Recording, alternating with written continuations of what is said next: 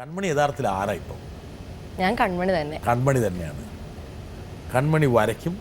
കൺമണി എന്തൊക്കെ ചെയ്യുന്നേ പറ? ഞാൻ വരയ്ക്കും, പിന്നെ പാട്ട് പാടും, പിന്നെ കലോത്സവങ്ങളിലൊക്കെ പങ്കെടുക്കാറുണ്ട്, പിന്നെ പിയാനോ വായിക്കും. കൺമണിക്ക് 2 കൈകളില്ല, പക്ഷെ നല്ല വരക്കാരിയാണ്. ഒരു കാലിന് സ്വാധീനക്കുറവുണ്ട് അല്ലേ? അതെ. ഇതൊന്നും കൺമണിയെ ബാധിച്ചിട്ടേ ഇല്ല. നല്ല പിയാനോ വായിക്കും, നന്നായി പാടും, നന്നായി വരയ്ക്കും. നിങ്ങൾക്ക് ആർക്കെങ്കിലും പറ്റുമോ? നോക്ക്, ഒരു കാര്യം ചെയ്യാം. കൺമണി, നമുക്ക് ഈ JB ജംഗ്ഷൻ തുടക്കത്തിൽ തന്നെ കൺമണിയുടെ കഴിവ് നമ്മുടെ പ്രേക്ഷകർ കാണട്ടെ. ഒരു പാട്ടങ്ങ് വരട്ടെ.